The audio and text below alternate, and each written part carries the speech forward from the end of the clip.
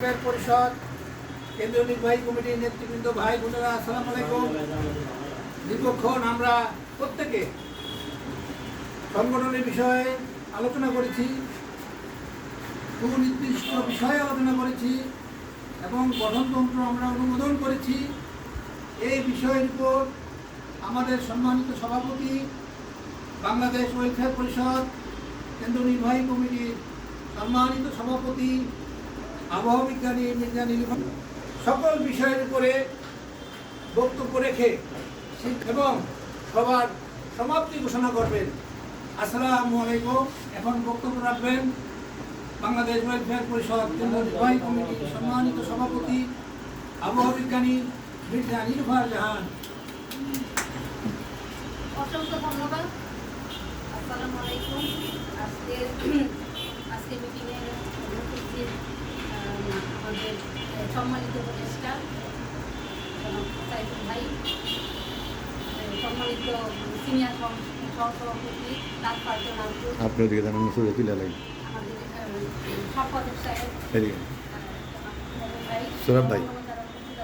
সৌরভ ভাই যে ঘুরে একটু ছবিটা আমরা রাখি। হ্যাঁ, এটা আমি দেখে থাকি, আমরা নিয়ে আমারটাও নিয়ে নিয়ে একটু কৃতজ্ঞতা প্রকাশ করি। তাজা অনেক দূর থেকে এসেছেন, তারপরে বগুড়া থেকে এসেছেন, তারপরে আমাদের তাজল সেই আদুরাপা এসেছে বগুড়া থেকে, নোয়াখালী থেকে, তারপর ভিডিও আমি হ্যাঁ, তো দেশের বিভিন্ন জেলা থেকে হ্যাঁ বিভিন্ন জেলা থেকে আপনারা এসে আমাকে আসলে উৎসাহিত করছেন।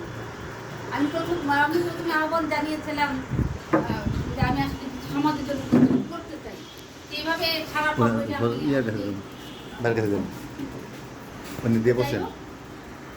তো আমরা আমাদের এই সংগঠনের বয়স প্রায় 2 বছর। তো আমরা অনেকদিন ধরেই মানে গঠনতন্ত্র নিয়ে ভাবছিলাম যে কিভাবে কি করা যায়।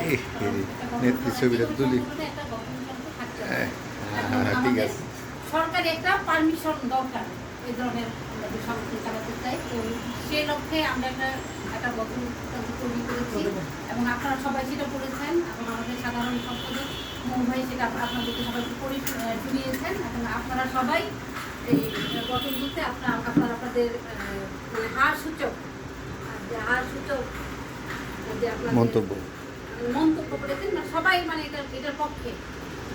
তো আজকে এই ওয়েলফেয়ার পরিষদের গঠনতন্ত্র এটাকে ফাইনাল করা হলো। আমরা দুজন তো ক্যামেরাম্যান তাহলে একাতে সম্মতি দিলাম। তো আজকে আমাদের আসলে ওয়েলফেয়ারে আরো অনেকে নেতৃবৃন্দ ছিল, তারা আসে নাই। তো তাদের অনেকের অভিযোগ যে তারা তাদের এই অফিস নিয়ে তাদের অভিযোগ।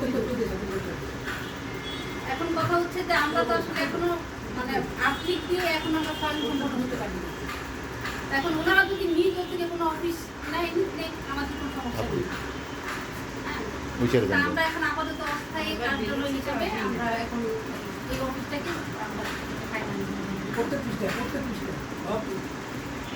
যাই হোক, আমি আর বক্তব্য দীর্ঘায়িত করবো না। সবাইকে অনেক অনেক ধন্যবাদ।